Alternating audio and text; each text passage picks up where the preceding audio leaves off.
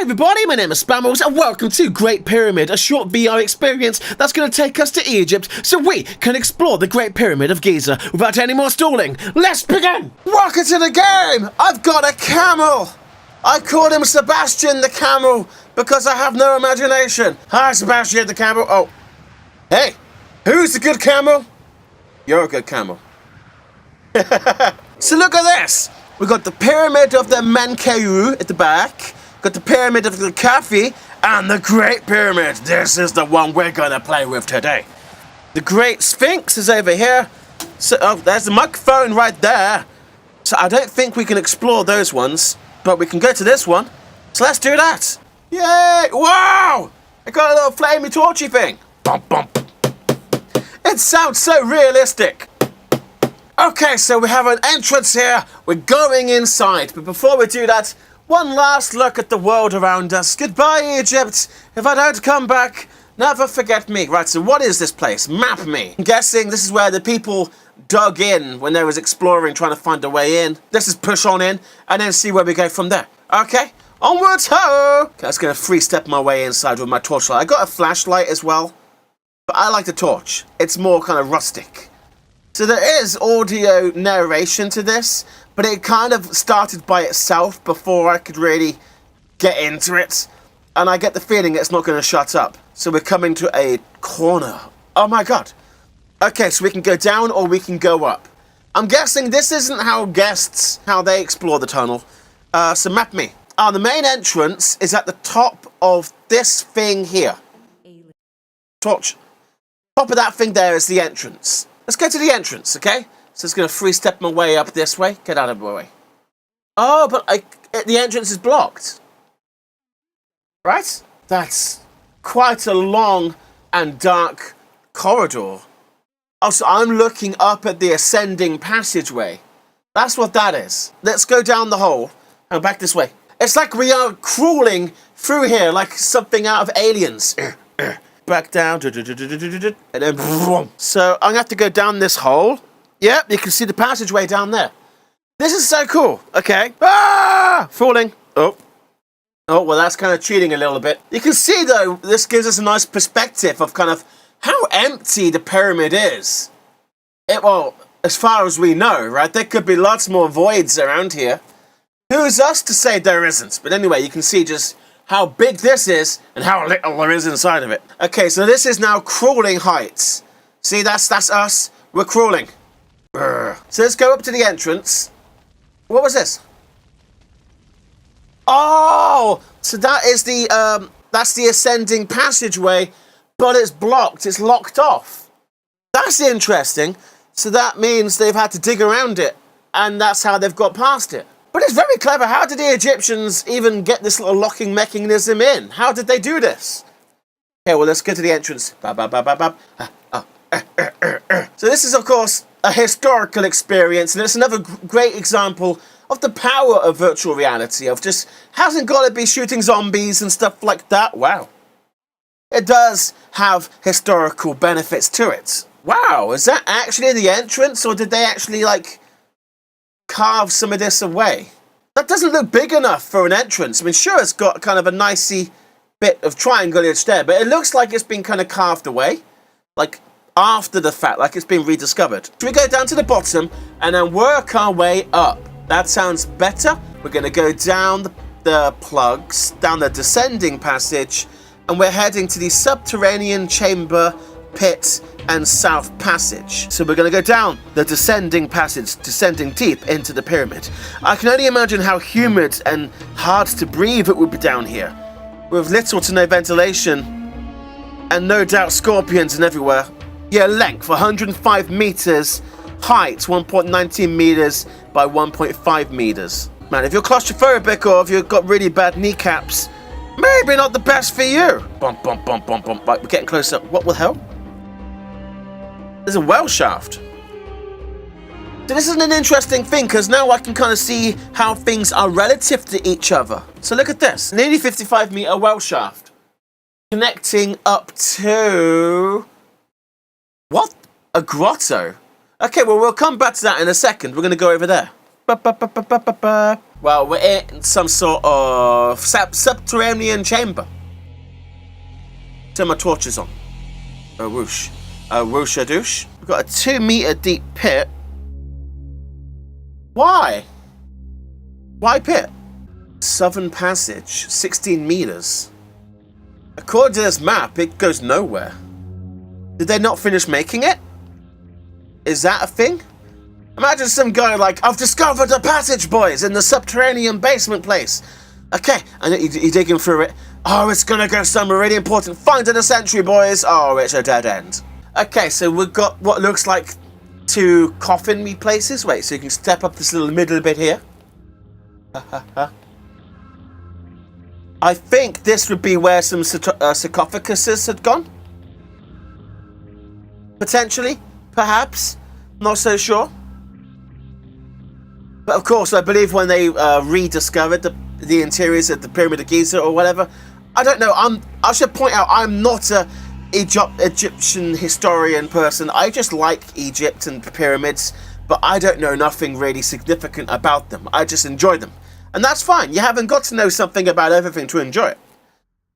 But my friend Conny, she could tell you everything from the Zing dynasty to the whatever. She knows everything. She's amazing. Poop, poop, poop. Ooh! What's this? I guess a divider? Wait. So are you supposed to squeeze around this back bit? No. No. Or maybe they could stack up their sarcophaguses or something. I don't know. Anyway, let's get out of here. So let's head back. So that's the subterranean chamber. Let's go back to that well shaft? Let's go to the well shaft, yeah? So this is one of the things, like, I don't buy into that whole aliens and Egyptians kind of fan theory, whatever. Where's the table? There it is. Oh, hi, you're over here. Yeah, I don't buy into the whole aliens and that jazz, but Egyptians were way smarter than we give them credit for. They had such amazing tools to cut precise shapes, and they had great geometry. Like, these pyramids are positioned in a very exact way and to very exact dimensions. Like, it's incredible. Like, we don't really know how they know what they knew, what they did know, but they did know what they knew, and they did a thing, and it was amazing. Okay, a well shaft. Gonna head up this well shaft, and we're going to this place called the Grotto. Hi-ho, Silver, away! Okay, so we've got a vertical bit. I feel like a proper, like, explorer climbing my way through this. A real Indiana Jones right about here. So wait, is this the grotto? Let's crawl into here. Yeah, we're in the grotto. Really small. What the hell? Is that?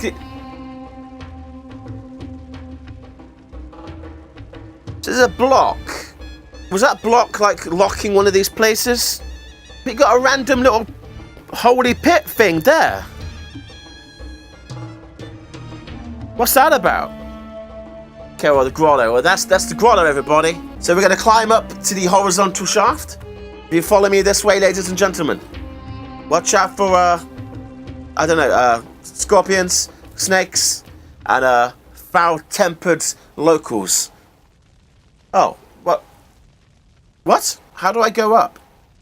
Back the way we came? Up we go! Yes, mate! Wow. Okay. It really is long and windy. I feel a bit stupid. We're nearly there. We're nearly there. Right, we've made it somewhere, ladies and gentlemen. We've just come out of there. Oh, this is the Grand Gallery. Okay. Hang on, let me get repositioned. So we're now looking down at the ascending corridor. Ascending passage, sorry, rather. So we entered from the main entrance there, came down, and then, well, we've been all down there now, but now we're on the ascending path, heading upwards. So before we go up the Grand Gallery, we're going to go across the horizontal passage to the Queen's Chamber place, okay? Let's do that. So I'm pretty sure this would have been, like, ornately decorated with gold and stuff, but I'm guessing it's been robbed over the years. Just a guess, though. I can't be too sure about that. But this does look like something out of Indiana Jones. You can expect to see some sort of like boulder, boom, rolling all the way down to seal off the room. It's only a small hole. It's just... I'll gush about this a little bit more later. Okay, so horizontal passage. 38.71 meters long. North of steps. There's all the dimensions right there. Let's push on through. I like history an awful lot. And in regards to the pyramids, it really triggers something in me that, I don't know, it's hard to kind of explain. But it's this thought process of Earth and how long we've been on Earth. Somebody was born. They grew up. They came and they put that block there. They have died, and now literally centuries have passed. And now here I am touching their block. And it's like these two individuals that will never ever meet. The worlds they lived in, I couldn't be further apart. Yet somehow we're bridging the gap and we're connecting. And that's what I love about history. It's making that connection with the now and the past, bridging them together. I hope that makes sense, because I know I'm quite an idiot at times. I don't mean to be, it just sometimes comes out that way. Okay, so we're now in the Queen's Chamber. Okay, we're looking a bit more stately now. Good kind of an arched roofway. It kind of makes you feel like you're not quite so deep in a pyramid, having an arched roof like that. There's like these little mini... Oh! They must be the air vents, right? Hang on. Okay, well, I'm looking at this kind of... That's that thing there. I'm guessing it's an air vent that connects to the Grand Gallery.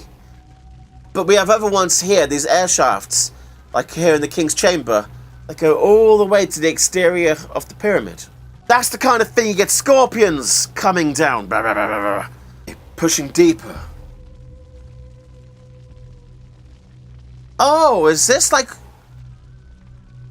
It doesn't say anything on here. I mean, is this where a sarcophagus would go? Like you slide it in there like a morgue tray type thing? And then would this room have been full of like treasures and possessions and artifacts and a couple of slaves that would greet her in the afterlife and take her where she needs to go? I don't know. But there you go. So this is the Queen's Chamber. So we're going to go back to the Grand Gallery. Gets a bit slimmer here. Back to the Grand Gallery, and we're going to head on up. But as we do that, we can also gush about this a little bit further, because like we all can't go to Egypt. In fact, as much as I want to go to Egypt, I still wouldn't go just now, just because, like, I don't know, the tensions in the place, in the country. Like, I want the climate to completely calm down and for it to get safer to travel, you know? I fear for my life. But anyway, having a VR experience like this, it opens up all of this to everybody, no matter where you are in the world, apart from the rainforest. Virtual reality in the rainforest isn't so good. But it means everyone can have a look around. And we can go, like you can send a couple of people into an area that otherwise would be off limits. They can map it, and then we can all explore it after the fact. I want to see something like this done with Titanic. Like with proper, like not like just recreated like this, but with proper 3D scanning cameras. Like the Omni... No, what's it? I can't remember the camera's name, but it's amazing. The Faro, F-A-R-O, the Faro 3D camera. I want that put on an ROV taken down to the Titanic that will scan the rooms. Okay, so we're now coming to the top of the Grand Gallery. Before we enter, let's do a 180. Well, look at that. It seems to get like, I don't know, maybe it's just my eyes, but it seems to pinch more the further up we go. I mean, it's pretty long. I'll turn this torch off for a second. Like, this map doesn't really do distance very good justice. But that's massive. That's absolutely massive. This is notches. Like, was that like where wooden beams would have gone to make a stairwell for them to actually climb up here? And then why is there this? Why is this recessed bit? Is that drainage? You know? Again, doesn't really get wet here in Egypt very often, I guess. Right, let's go where we're gonna go. We are now heading into the King's Chamber. Okay, we're going inside. My trusty torch. Oh, here we go. So this is the locking mechanisms. Like this. Oh, you can see the grooves of where the tablets would have slidden down to block off the room.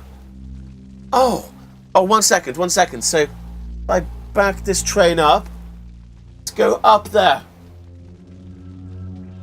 Oh, look at these. That must have been where... Yes, you can see how this is in the slide. So how did this work? Like, I imagine when they were building it, obviously these were installed in the open position. But then when they were done and dusted and they wanted to seal it up, I don't think there's like a button to open and close them. I think it was a case of like a chain reaction would have seen them crash close and there's no going back from that until someone discovers it later and smashes them open. Okay, well anyway. Very cool. Very cool. Again, Egyptians. Sophisticated locking mechanics. And here we go. This is the King's Chamber. It looks far taller than the Queen's Chamber. I guess that's like a status thing. Bigger room for a more important person kind of thing. Not that I'm saying they are more important. I mean their culture and their time period. This is one of those, another one of those air vents. Kind of hard to really light it up. That would be where the sarcophagus went. Just imagine trying to like install all of this. Like, you have to carry the sarcophagus of your king and then like slide him through there. Like, I don't know, like, it must have been difficult with a hint of prestige, you know? Like, this is your king's dead body, you don't be slamming it about. Of course, gone now, but he would have been in there, all dead. Lovely, like, you've all seen an Egyptian sarcophagus. You know kind of what to look for. Like Tutankhamun's coffin. Imagine it's something kind of like that.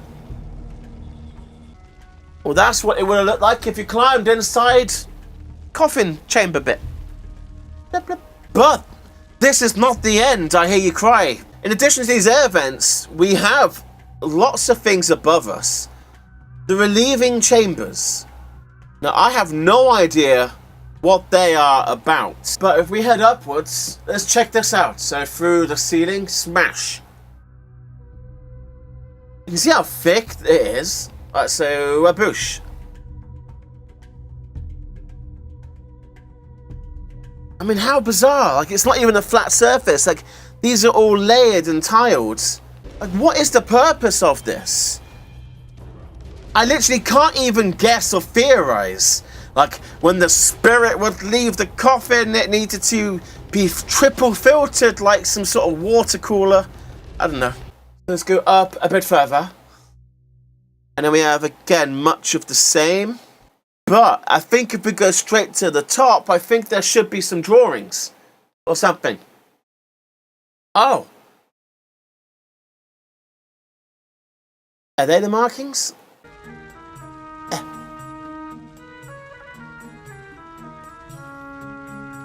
Well, there's definitely some drawings on the wall. I can't really make out what they're supposed to be. Obviously, that's where the cracks of the tiles are, but this right here, that's intentional for sure. Nelson's chamber, apparently. Why is this Nelson's chamber? Oh, now we're talking business. Hang on. Lady Arbuthnot's chamber. I've never heard of her. But look at this. Legit. Drawing in hieroglyphics. They are hieroglyphics. Why in this room of all of the rooms in here? Like, 1.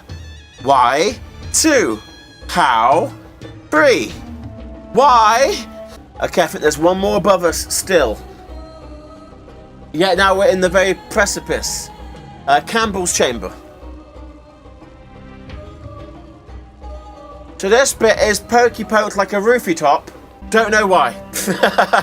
So we went through Mammoth's tunnel into the plugs, and then we went up to the entrance, and then we went down the descending passageway to the subterranean chamber where we saw the pit and the southern passage. We then climbed up the well shaft into the grotto, have no idea why that's there. Then we climbed up even further to the horizontal passage under the Grand Gallery. We then went to the Queen's Chambers, had a nice little look around there, came back, ascended the Grand Gallery and into the King's Chamber, and we saw the antechamber with the locking system. We have air shafts, don't care for them, and we're now in the relieving chambers.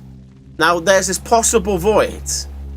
I guess we can go to where that is, but I think it's just literally bubbles. So there we go, it was just over there. You can see how spread out and spaced out all those pieces are. And that, where those greeny things are, is supposedly where this new void has been discovered. Like, it's not even theorized, it is fact that they know there's a void there. They've scanned, they've detected. I think that's it for us. Let's have one last look outside. We've survived! Yes, mate! Right, give me 1 second, I'm going to take this off. Hi, everybody, I'm back. So that has been Great Pyramids VR. Again, I think it's a great example of the historical power of the HTC Vive and what can be accomplished. While this game didn't give enough information, I called it a game. This experience, while it didn't give enough information, is because I had the tour guide turned off. That's my bad. To do a let's play of this had to be done. But I do highly recommend this along with all historical experiences. And we've done a lot of them here on the channel now. I want to know more. I do have one other Egyptian VR thing. It's very short. So I'm not sure if I'll make a video on it. But if this is well received, maybe that'll happen. But we've been to Egypt. I like to think now we all know a little bit more. At least on an understanding perspective of what the pyramid in Giza is like inside and what you can expect to see in there. Anyway, if you have enjoyed this, please let me know in the comments down below. I would love to hear your thoughts and opinions. And on that bombshell, thank you for watching. Rate, comment and subscribe, and I'll see you in the next episode. Goodbye, everybody.